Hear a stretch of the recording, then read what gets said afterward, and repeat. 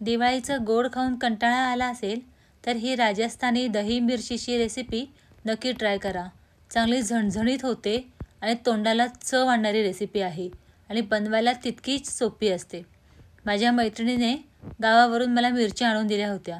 बऱ्याच मिरच्या होत्या, पण तिखट आणि हिरव्या मिरच्या असतात ना, वेलची मिरच्या, त्या होत्या। तर मग मी काय केलं, त्या मिरच्या स्वच्छ धुवून घेतल्या आणि पुसून घेतल्या। आता ह्या मिरच्यांचं काहीतरी झणझणीत बनवायचं म्हणून दही मिरची बनवायची ठरवली।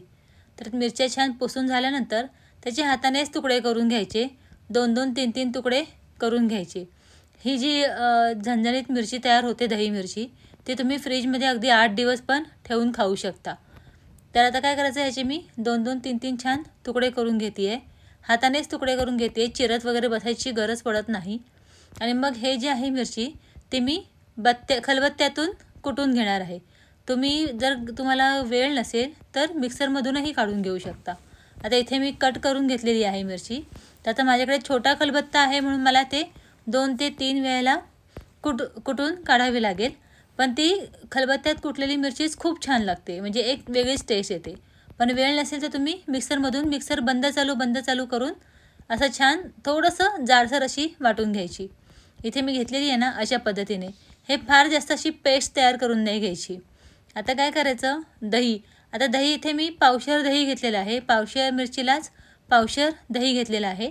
पण हे दही काय करायचं, ह्याच्यामध्ये गाठी असतात ना, तर त्या गुठळ्या सगळ्या फोडून घ्यायच्या आणि छान एकजीव करून घ्यायचं, म्हणजे छान स्मूथ असं होतं ते दही। त्यामुळे हे असं आपल्याकडे मिक्सर असतो ना, मिक्सरने छान फिरवून स्मूथ करून घ्यायचं, म्हणजे दही एकजीव होऊन व्यवस्थित मिरचीमध्ये पसरलं जातं।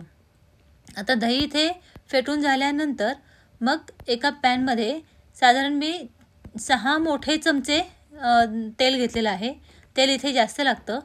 आता इथे मी साधारण 3 पळ्या घेतलेल्या आहेत, म्हणजे मोठे 6 चमचे हे तेल घेतलेलं आहे।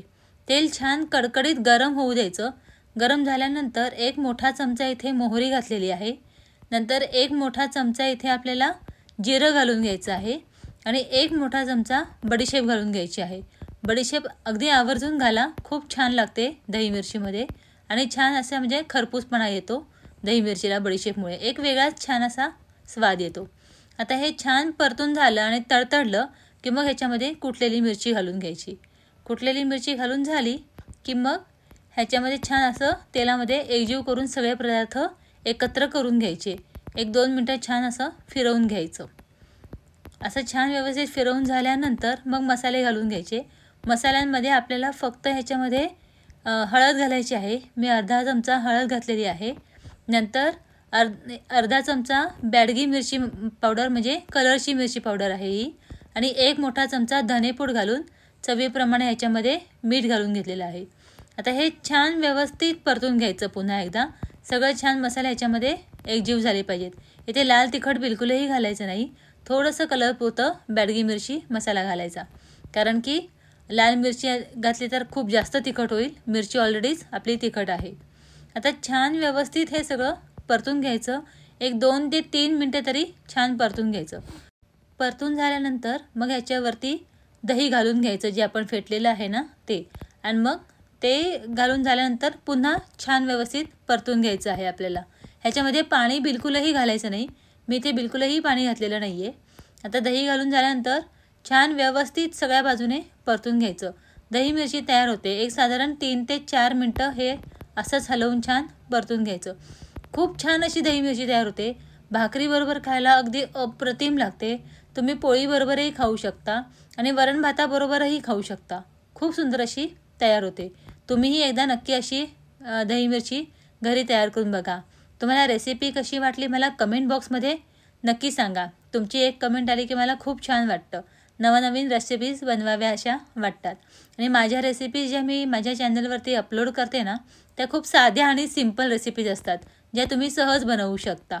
अगदी म्हणजे कॉलेजमध्ये जाणारे स्टुडंट्स असतील किंवा कॉट बेसिसवरती राहणारे किंवा हॉस्टेलवरती राहणाऱ्या स्टुडंट्सनासुद्धा सहज बनवता येतील अशा रेसिपीज मी माझ्या चॅनलवरती अपलोड करत असते। तर तुम्हाला नोटिफिकेशन हवे असतील तर चॅनलला सबस्क्राईब करायला विसरू नका आणि शेअरही करा ह्या रेसिपी जर का तुम्हाला आवडल्या असतील तर। आपली दही मिरची तयार झाली। भेटू पुढच्या रेसिपीमध्ये, तोपर्यंत बाय।